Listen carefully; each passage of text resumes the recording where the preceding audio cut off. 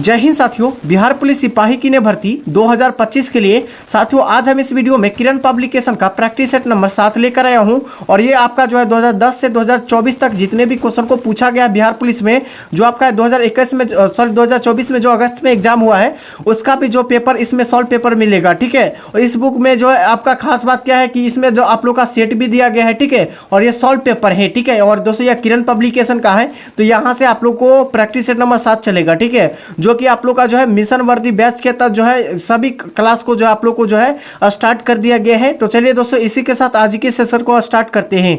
तो साथियों आज के सेशन का पहला क्वेश्चन है कि भारत की सबसे ऊंचाई पर स्थित झील कौन सी है। भारत के सबसे ऊंचाई पर स्थित झील कौन सी है ये बताना है। तो यहां से सही आंसर क्या होगा कि आपके सामने 4 ऑप्शन दिया गया है। ठीक है, आपके सामने 4 ऑप्शन दिया गया है। इस ऑप्शन में से आप लोग को बताना है कि राइट आंसर क्या होगा, और इसका आंसर आप लोग को कमेंट बॉक्स में बताना है।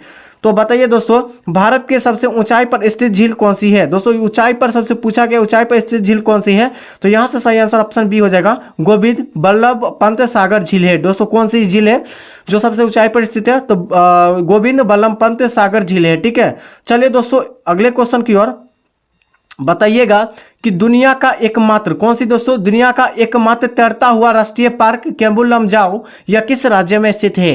दोस्तों केम्बु लमजाओ यह किस राज्य में स्थित है, आप लोग बताइए इसका कमेंट करके आंसर। ठीक है, और अभी तक लाइव में नहीं जुड़े तो लाइव में आप लोग फटाफट जुड़ जाइए। ठीक है, आप लोग का जो डेली बिहार पुलिस का जो क्लास चलता है वो आपका शाम 7:30 बजे से चलता है। ठीक है, तो आप लोग जो है इस जो क्लास को अटेंड कीजिएगा शुरू से लास्ट तक। ठीक है, तो बताइए दोस्तों दुनिया का एकमात्र तैरता हुआ राष्ट्रीय पार्क केम्बु लमजाओ यह किस राज्य में स्थित है, तो यहां से सही आंसर हो जाएगा यह मणिपुर में स्थित है। ठीक है, ऑप्शन बी हो जाएगा, मणिपुर राज्य में स्थित है। ठीक है, नेक्स्ट है ग्रेट निकोबार और सुमात्रा के बीच कौन सी चैनल अलग करती है। दोस्तों ग्रेट निकोबार और सुमात्रा के बीच कौन सी चैनल अलग करती है, दोस्तों आपको बताना है कि यह ग्रेट निकोबार है। ठीक है, और यह सुमात्रा है, कौन सा चैनल जो है इसको अलग करती है। ठीक है, तो यहां से सही आंसर क्या होगा, तो याद रखिएगा दोस्तों ग्रेट निकोबार और सुमात्रा को ग्रेट चैनल अलग करती है। तो यहां से राइट आंसर ऑप्शन डी हो जाएगा। ठीक है, राइट आंसर ऑप्शन डी हो जाएगा। अभी तक सेशन को लाइक नहीं किए हैं तो सेशन को साथियों लाइक कर दीजिए और चैनल को सब्सक्राइब कर दीजिए। ठीक है, इसी तरह आप लोगों को लिए डेली जो है आप लोग का प्रैक्टिस सेट लेकर आता हूं। ठीक है दोस्तों, शाम 7:30 बजे। ठीक है, लाइव क्लास के साथ आता हूं। चलिए दोस्तों अगले क्वेश्चन की ओर कि हल्दिया, दोस्तों हल्दिया बंदरगाह यह कहाँ स्थित है। हल्दिया बंदरगाह आपका कहाँ स्थित है ये बताना है। ठीक है, बताइए आप लोग आंसर कमेंट करके बताइए इसका सही आंसर क्या होगा, हल्दिया बंदरगाह कहाँ स्थित है। पहला ऑप्शन है आपके सामने, ऑप्शन ए है उत्तर प्रदेश, ऑप्शन बी है महाराष्ट्र, ऑप्शन सी है आंध्र प्रदेश और ऑप्शन डी है पश्चिमी बंगाल। तो यहाँ से सही आंसर क्या होगा फटाफट आप लोग कमेंट करके बताइए। तो हल्दिया बंदरगाह आपका हो जाएगा, कहाँ हो जाएगा साथियों, तो ये आपका पश्चिम बंगाल में स्थित है, यानी कि वेस्ट बंगाल में। ठीक है, और कर्क रेखा यहाँ से गुजरता है वेस्ट बंगाल से। ठीक है, नेक्स्ट है कि फरक्का बैराज फरक्का बैराज जो है किस नदी को 2 भागों में बांटती है। दोस्तों फरक्का बैराज जो है किस नदी को, दोस्तों यह फरक्का बैराज है और यह किस नदी को 2 भागों में बांटती है। दोस्तों किस नदी को 2 भागों में फरक्का बैराज बांटती है। पहला है गंगा नदी, दूसरा है ब्रह्मपुत्र नदी, तीसरा है यमुना और चौथा है गोदावरी। तो इसका जो सही आंसर आप लोग बताइए कि फरक्का बैराज किस नदी को 2 भागों में बांटती है, तो गंगा नदी को। तो यहाँ से राइट आंसर ऑप्शन ए हो जाएगा, गंगा नदी को। और यहाँ से याद रखिएगा जो आप लोगों को जो एग्जाम में क्वेश्चन को पूछा गया 3-4 पॉइंट को, उसको आप लोग याद रखिएगा। क्या क्या याद रखना है कि याद रखिएगा भारत की सबसे लंबी नदी। ठीक है दोस्तों, भारत की सबसे लंबी नदी कौन सी है, तो याद रखिएगा गंगा नदी। कौन सी नदी, गंगा नदी हो जाएगा भारत की सबसे लंबी नदी। अच्छा बताइएगा भारत की सबसे चौड़ी नदी, दोस्तों चौड़ी नदी कौन सी है, तो याद रखिएगा ब्रह्मपुत्र नदी। कौन सा हो जाएगा, ब्रह्मपुत्र नदी हो जाएगा। और विश्व के सबसे जो है लंबी नदी पूछा जाएगा तो नील नदी हो जाएगा। ठीक है, कौन सी नदी, तो नील नदी हो जाएगा। इतना पॉइंट को आप याद रखिएगा।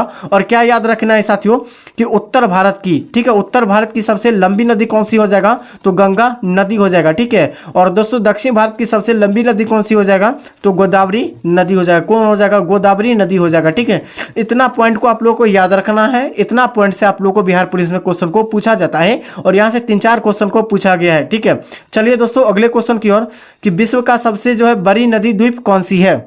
विश्व का सबसे जो है बड़ी नदी द्वीप बताना है कि विश्व के सबसे बड़ी नदी द्वीप कौन सी है। तो साथियों यहां से सही आंसर हो जाएगा, क्या हो जाएगा आपके सामने फटाफट 4 ऑप्शन दिया गया है, इसका आंसर आप लोग फटाफट आप लोग तब तक बताइए। और इसका फुल पीडीएफ आंसर के साथ लेना चाहते हैं तो टेलीग्राम चैनल से आप लोग ज्वाइन हो जाइए। टेलीग्राम चैनल का लिंक इसी वीडियो के डिस्क्रिप्शन बॉक्स में मिल जाएगा, ठीक है। तो बताइए दोस्तों, विश्व का सबसे बड़ी नदी द्वीप कौन सी है? तो याद रखिएगा माजुली द्वीप। कौन सी हो जाएगा? माजुली द्वीप इसका सही आंसर हो जाएगा। नेक्स्ट है कि भारत का सिलिकॉन सिटी किसे कहा जाता है? दोस्तों भारत का सिलिकॉन सिटी किसे कहा जाता है? इसका जो आंसर आप लोग को बताइए तब तक। तो यहाँ से सही आंसर क्या हो जाएगा फटाफट बताइए। हाँ दोस्तों रंजू कुमारी आप लोग फटाफट बताइए, ठीक है। तो यहाँ से सही आंसर क्या हो जाएगा? भारत का सिलिकॉन सिटी किसे कहा जाता है? तो याद रखिएगा बेंगलुरु को कहा जाता है। किसको? बेंगलुरु को कहा जाता है। तो फटाफट इसका राइट आंसर क्या हो जाएगा? ऑप्शन ए हो जाएगा, ठीक है। आप लोग अगर डेली जो है लाइव क्लास में आप लोग ज्वाइन होना चाहते हैं, बिहार पुलिस के लिए फ्री ऑफ कॉस्ट क्लास जो आप लोग का डेली शाम 7:30 बजे आपके लिए लाते हैं, ठीक है। नेक्स्ट है कि एपीजे अब्दुल कलाम का जन्म कहाँ हुआ था? ठीक है, एपीजे अब्दुल कलाम से यहाँ से क्वेश्चन 3-4 क्वेश्चन पूछा जाता है और क्या क्या पूछा जाता है आपको बता देती हैं, ठीक है। क्या क्या पूछा जाता है आपको बताते हैं। तो याद रखिएगा एपीजे अब्दुल कलाम का जन्म कब हुआ था? ठीक है, एपीजे अब्दुल कलाम का जन्म कब हुआ था? तो यहाँ से सही आंसर क्या हो जाएगा? 1931 ईस्वी में हुआ था एपीजे अब्दुल कलाम का जन्म, ठीक है। और याद क्या रखना आपको। और नेक्स्ट पॉइंट तो याद रखिएगा एपीजे अब्दुल कलाम का मृत्यु दोस्तों क्या हो जाएगा? मृत्यु कब हुआ था एपीजे अब्दुल कलाम का? तो 2015 में। कब दोस्तों? 2015 ईस्वी में आपका जो है एपीजे अब्दुल कलाम का मृत्यु हुआ था। और क्या याद रखना है साथियों?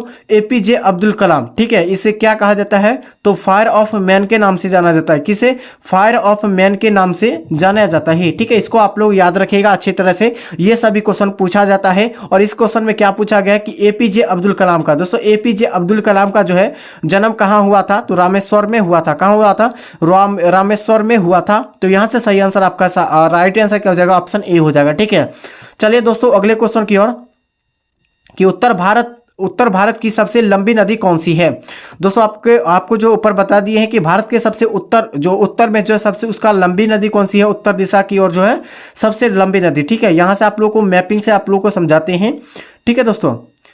तो यहां से आप लोग मैपिंग से आप लोग समझ जाइएगा तो अच्छी रहेगा, ठीक है। जैसे कि आप लोगों का ये भारत का नक्शा हुआ, ठीक है। यहाँ से अच्छी तरह से नहीं बना है, आप लोग अच्छी तरह से मतलब मैप में समझिएगा, ठीक है। ये भारत का नक्शा है और यहाँ से आप लोग का जो है कर्क रेखा गुजरती है, ठीक है दोस्तों। कर्क रेखा कितने राज्यों से? 8 राज्यों से होकर गुजरती है, ठीक है। और यहाँ से आप लोगों को क्या बताना है कि उत्तर भारत का सबसे लंबी, ये जो आपका उत्तर भारत है, उत्तर भारत का सबसे लंबा नदी बताना है कि कौन सी है उत्तर भारत की सबसे लंबी नदी। तो यहाँ से क्या हो जाएगा? गंगा नदी हो जाएगा। क्या हो जाएगा? उत्तर भारत की सबसे लंबी नदी गंगा हो जाएगा। और दक्षिणी भारत सबसे लंबी नदी क्या हो जाएगा? गोदावरी, ठीक है, गोदावरी हो जाएगा। और कर्क रेखा 8 राज्य से होकर गुजरती है, वो कौन कौन सा है? तो याद रखिएगा गुजरात, ठीक है, गुजरात, राजस्थान, मध्य प्रदेश, छत्तीसगढ़, झारखंड, ठीक है, झारखंड हो जाएगा। उसके बाद हो जाएगा पश्चिमी बंगाल, ठीक है, पश्चिम बंगाल। उसके बाद हो जाएगा क्या? त्रिपुरा, सॉरी पश्चिम बंगाल, त्रिपुरा और मिजोरम हो जाएगा। ये 8 राज्य से होकर कर्क रेखा गुजरती है, ठीक है। तो यहाँ से क्या पूछा गया है कि उत्तर भारत की सबसे लंबी नदी, ये आपका उत्तर भारत की सबसे लंबी नदी है। तो ये कौन सी हो जाएगा? तो गंगा नदी हो जाएगा, ठीक है। और दक्षिण भारत के पूछा है कौन सी जो है सबसे लंबी नदी? तो गोदावरी नदी हो जाएगा। यहाँ से ये सभी पॉइंट को आप लोग याद रखिएगा। तो चलिए दोस्तों अगले क्वेश्चन की ओर कि भारी जल का रासायनिक सूत्र होता है। दोस्तों भारी जल का रासायनिक सूत्र क्या होता है? फटाफट से आप लोग इसका आंसर कमेंट करके बताइए। और इसका जो है इस बुक यानी कि किरण पब्लिकेशन का सॉल्व पेपर लेना चाहते हैं तो इसी वीडियो के डिस्क्रिप्शन बॉक्स में आप लोग का जो है क्या मिल जाएगा? लिंक मिल जाएगा बुक के, वहां से आप लोग ले लीजिए, ठीक है। वहां से कुछ डिस्काउंट भी मिल जाएगा, हमारे लिंक से कीजिएगा तब। और बताइएगा कि भारी जल का रासायनिक सूत्र क्या होता है? तो यहां से सही आंसर हो जाएगा आपके ऑप्शन क्या हो जाएगा? D2O होता है। दोस्तों क्या होता है? D2O जो है भारी जल का रासायनिक सूत्र होता है। और दोस्तों सिंपल अगर जल का रासायनिक सूत्र पूछा जाए, जल का रासायनिक सूत्र क्या होता है? तो H2O होता है। क्या होता है? H2O जल का सूत्र होता है। और भारी जल का D2O होता है। और नमक का रासायनिक सूत्र क्या होता है? इस बार आपका जो अगस्त में 2024 में बिहार पुलिस में नमक का रासायनिक सूत्र पूछा गया था, ठीक है। नमक का रासायनिक सूत्र क्या होता है? तो याद रखिएगा NaCl होता है। क्या होता है? NaCl। तो यहां से इतना क्वेश्चन को आप लोग याद रखिएगा ध्यान से। चलिए दोस्तों अगले क्वेश्चन की ओर बताइए आप लोग फटाफट आंसर। ये प्रश्न संख्या 11 का आंसर, ठीक है। भारत का एक जो है राष्ट्रपति होगा, किस अनुच्छेद में कहा गया है? दोस्तों भारत में जो एक राष्ट्रपति होंगे यह किस आर्टिकल में कहा गया है? ठीक है, बताइए दोस्तों आर्टिकल आप लोग बताइए किस आर्टिकल में कहा गया है। तो दोस्तों अनुच्छेद आपका है पहला 36 ऑप्शन बी है, अनुच्छेद 52 और अनुच्छेद 70 और अनुच्छेद 79, ठीक है। तो बताइए दोस्तों, भारत में एक राष्ट्रपति होगा, किस अनुच्छेद में कहा गया है? तो इसका राइट आंसर ऑप्शन बी हो जाएगा, अनुच्छेद 52 में। और दोस्तों भारत के जो है राष्ट्रपति पर महाभियोग किस अनुच्छेद में है? तो अनुच्छेद आपका हो जाएगा अनुच्छेद 61 में है, महाभियोग की प्रक्रिया, ठीक है। और क्या पूछा गया है कि जो है भारत में एक राष्ट्रपति होंगे, किस अनुच्छेद में कहा गया? तो अनुच्छेद आपका हो जाएगा 52 में, ठीक है। नेक्स्ट है, और संसद की चर्चा जो किया गया है वो 79, ठीक है। संसद की चर्चा जो किया गया है, संसद की चर्चा वो किस अनुच्छेद में किया गया है? तो अनुच्छेद 79 में किया गया है, ठीक है। नेक्स्ट है कि संसद के दोनों सदनों का संयुक्त बैठक कौन बुलाता है? दोस्तों यहां से आप लोग 3-4 क्वेश्चन को क्या याद रखना है कि संसद को दोनों सदन, दोस्तों पहले तो आप लोग को ये याद रखना है कि संसद में कितने सदन होते हैं, ठीक है। संसद में जो कितने सदन होते हैं तो याद रखिएगा 2 सदन होते हैं, एक लोकसभा एक राज्यसभा होते हैं, ठीक है। तो यहां से पूछा गया ये दोनों का जो है बैठक कौन कराते हैं? तो यहां से सही आंसर क्या हो जाएगा? राष्ट्रपति, यानी कि प्रेसिडेंट, ठीक है। भारत का प्रेसिडेंट कराते हैं, राष्ट्रपति कराते हैं। तो किस ऑप्शन में दिया गया? ऑप्शन आपका ए में दिया गया है, राष्ट्रपति, ठीक है। और चलिए दोस्तों अगले क्वेश्चन की ओर, इसका आंसर आप लोग फटाफट बताइएगा कि अफ्रीका में लिम्पोपो नदी मकर रेखा को कितनी बार काटती है? दोस्तों क्या बताना है, अफ्रीका में जो है लिम्पोपो नदी जो है यह मकर रेखा को कितनी बार काटती है, ठीक है। मकर रेखा को जो कितनी बार लिम्पोपो नदी काटती है, जो कि अफ्रीका में है। तो यहां से सही आंसर क्या हो जाएगा? ऑप्शन बी हो जाएगा दोस्तों, 2 बार, ठीक है। लिम्पोपो नदी को जो है कर्क रेखा को 2 बार लिम्पोपो नदी अलग करती है, ठीक है। यहां से आप लोग याद रखिएगा। चलिए दोस्तों अगले क्वेश्चन की ओर, और अभी दोस्तों अभी तक अभी सेशन को लाइक नहीं किया तो सेशन को लाइक कर दीजिए और चैनल को सब्सक्राइब कर दीजिए, ठीक है। आप लोग जो चैनल को सब्सक्राइब नहीं करते हैं और लाइक भी नहीं करते हैं, ठीक है, आप लोग दोनों चीज़ कर लीजिए। और इसका फुल पीडीएफ लेना चाहते हैं, फुल पीडीएफ तो हमारे टेलीग्राम चैनल पर मिल जाएगा, ठीक है। टेलीग्राम चैनल का लिंक इसी वीडियो के डिस्क्रिप्शन बॉक्स में मिल जाएगा। आपको पहले भी बता दिए हैं कि जितने भी पीडीएफ जो आप लोग का प्रोवाइड किया जाता है वो हमारे टेलीग्राम चैनल पर, ठीक है। तो चलिए दोस्तों अगले क्वेश्चन का आंसर बताइएगा कि विश्व का सबसे गर्म स्थल कौन सा है? विश्व का सबसे जो है गर्म स्थल कौन सा है, ठीक है। बताइए दोस्तों इसका सही आंसर। तो यहां से सही आंसर हो जाएगा अल अजीजिया हो जाएगा, क्या हो जाएगा? अल अजीजिया इसका सही आंसर हो जाएगा। चलिए दोस्तों अगले क्वेश्चन की ओर, पहला जो है वित्त आयोग का गठन कब किया गया था, ठीक है। पहला जो वित्त आयोग का गठन कब किया गया था? और यहां से याद रखिएगा जो आपका जो है वित्त आयोग किस आर्टिकल में किया गया है, किस आर्टिकल में चर्चा किया गया है, इसका आंसर आप लोग को आर्टिकल बताना है। तो यहां से क्या है कि पहला वित्त आयोग जो है इसका गठन कब किया गया था? तो इसका जो सही आंसर हो जाएगा 1991 में किया गया था दोस्तों, कब? 1991 में किया गया था। और यहां से आप लोग एक और क्वेश्चन को याद रखिएगा कि भारत में पहली जनगणना जो हुआ था वो कब हुआ था? ये 2024 में जो क्वेश्चन पूछा गया है, अगस्त में, ठीक है। कब दोस्तों क्या पूछा गया है? तो इसका आंसर आप लोगों को बताना है, ठीक है। तो चलिए दोस्तों अगले क्वेश्चन की ओर, कि मनुष्य के शरीर में औसतन कितना खून होता है? दोस्तों मनुष्य के शरीर में जो है लगभग खून जो है कितना होता है, कितना से कितना लीटर आप लोगों को होता है? पहला है ऑप्शन 4 लीटर, ऑप्शन बी है 8 से 9 लीटर, ऑप्शन सी है 5 से 6 लीटर, ऑप्शन डी है 10 लीटर, ठीक है। तो यहाँ से आप लोगों को राइट आंसर बताना है कि मनुष्य के शरीर में औसतन कितना खून होता है। तो याद रखिएगा 5 से 6 लीटर होता है, ठीक है। हाँ रुचि कुमारी आपका राइट आंसर सही है, ठीक है दोस्तों। चलिए दोस्तों अगले क्वेश्चन की ओर, कि शिशु का लिंग किसके जो है गुणसूत्र योगदान पर निर्भर करता है? दोस्तों शिशु का लिंग किसके गुणसूत्रों के योगदान पर निर्भर करता है? बताइए दोस्तों। शिशु यानी बच्चा जो होते हैं वो गुणसूत्र किस पे निर्भर करता है? माता पे, ठीक है। पहला है माता पे, दूसरा है पहला है पिता पे, दूसरा है माता पे, और तीसरा क्या है? माता और पिता दोनों पे, और चौथा ऑप्शन क्या है? इनमें से कोई नहीं। तो इसका राइट आंसर आप लोग बताइए क्या होगा। तो दोस्तों शिशु का लिंग जो होता है वो गुणसूत्र किस पे निर्भर करता है? तो याद रखिएगा पिता पे निर्भर करता है। तो यहाँ से राइट आंसर क्या होगा आपका? ऑप्शन ए इसका सही आंसर हो जाएगा, ठीक है। चलिए दोस्तों अगले क्वेश्चन की ओर, बादल क्या हो जाएगा दोस्तों? बादल किसके कारण वायुमंडल में तैरता रहता है? दोस्तों वायुमंडल में आप लोग देखे होंगे कि यानी पृथ्वी पर से आप लोग वायुमंडल में देखते होंगे तो बादल तैरते रहता है, ठीक है दोस्तों, तैरते रहता है। यह जो है किसके कारण तैरते रहता है, ठीक है। आपके सामने ऑप्शन ए है निम्न दाब के कारण, ऑप्शन बी है उच्च दाब के कारण, ऑप्शन सी है निम्न घनत्व के कारण, ऑप्शन डी है क्या हो जाएगा, निम्न तापमान के कारण। तो इसका राइट आंसर आप लोग बताइए। तो साथियों इसका जो सही आंसर हो जाएगा क्या हो जाएगा, फटाफट आप लोग बताइए, ठीक है, कमेंट करके बताइए इसका सही आंसर क्या होगा कि बादल किसके कारण वायुमंडल में तैरते रहता है। तो यहां से सही आंसर क्या हो जाएगा दोस्तों, निम्न घनत्व के कारण तैरते रहता है, ठीक है। चलिए दोस्तों अगले क्वेश्चन की ओर। पीयूष ग्रंथि कहाँ अवस्थित होते हैं। साथियों पीयूष ग्रंथि जो है यह कहाँ अवस्थित होते हैं, ठीक है। पीयूष ग्रंथि जो आप लोग आपका जो है ये क्वेश्चन 2000 जो है आपको 12 में क्वेश्चन को पूछा गया है, ठीक है। तो बताइए, और इस क्लास में जितने भी क्वेश्चन आपका हो रहा है ना, कुछ क्वेश्चन आप लोग का जो है प्रीवियस ईयर से क्वेश्चन को पूछा गया है और कुछ क्वेश्चन आपका जो है 2024 में क्वेश्चन को पूछा गया है। वो क्वेश्चन है जो कि नया सिलेबस पर है, और दोस्तों जो आपका नया सिलेबस यानी कि जो नया पैटर्न है उस पर सभी प्रश्न हैं। तो दोस्तों बताइएगा कि पीयूष ग्रंथि कहाँ अवस्थित होते हैं। तो याद रखिएगा मस्तिष्क में अवस्थित होते हैं। तो यहाँ से राइट आंसर क्या हो जाएगा, ऑप्शन ए हो जाएगा, ठीक है। नेक्स्ट है कि इसरो, दोस्तों क्या हो जाएगा, यहाँ से आप लोग याद रखिएगा कि इसरो द्वारा छोड़ा गया प्रथम उपग्रह कौन था। ये दोस्तों बिल्कुल जो है आप लोग का बेहतरीन कोई प्रश्न है। तो बताइए दोस्तों इसरो द्वारा जो है इसरो द्वारा जो छोड़ा गया जो है प्रथम उपग्रह बताना है कौन सा है, ठीक है।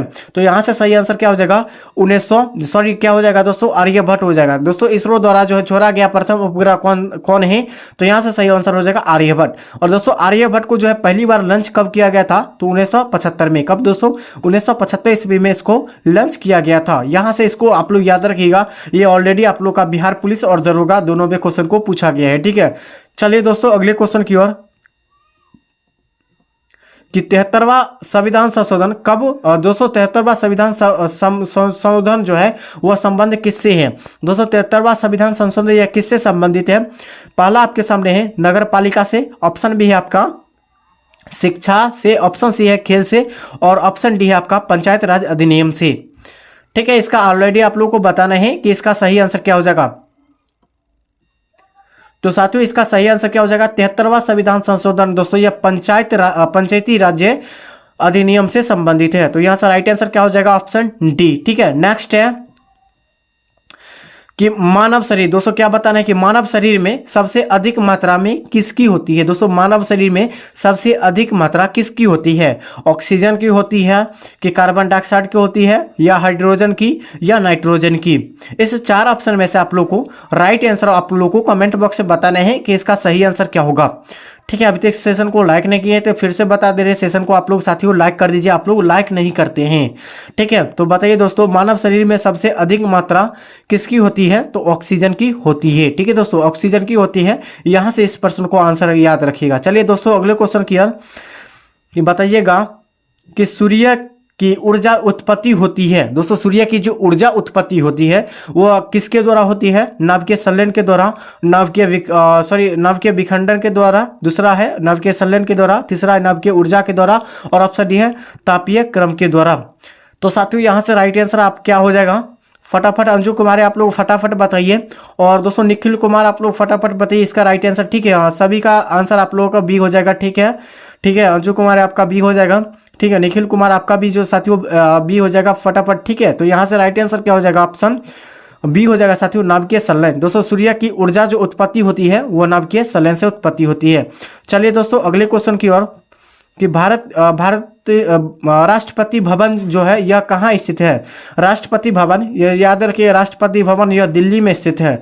दिल्ली में स्थित है, किस पहाड़ी पर स्थित है, तो साथियों यह जो है राष्ट्रपति भवन ये आपका हो जाएगा दिल्ली में। यह कहाँ स्थित है, तो याद रखिएगा रायसीना की पहाड़ी पे। दोस्तों कहाँ, रायसीना की पहाड़ी पर स्थित है। तो यहाँ से राइट आंसर ऑप्शन सी हो जाएगा। नेक्स्ट है कि भूकंप के सबसे प्रमुख कारण क्या है। भूकंप का सबसे प्रमुख कारण क्या है, बताइए इसका सही आंसर,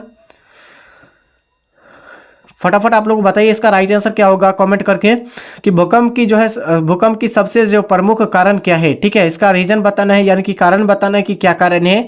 पहला आपका क्या है, तो गुरुत्वाकर्षण, दूसरा क्या है गुरुत्वाकर्षण के कारण, दूसरा क्या है पृथ्वी की परिक्रमण के कारण, तीसरा क्या है पृथ्वी की परिभ्रमण के कारण, और चौथा क्या है पृथ्वी के प्लेटों का संघनन के कारण। ठीक है, इसका आंसर आप लोग को जो है बिल्कुल कमेंट कर बॉक्स में बताने हैं कि इसका राइट आंसर क्या है। ठीक है, सेशन को दोस्तों आप लोग लाइक कर दीजिए और चैनल को सब्सक्राइब कर दीजिए। इसका फुल पीडीएफ आंसर के साथ आप लोग को टेलीग्राम चैनल पर मिल जाएगा।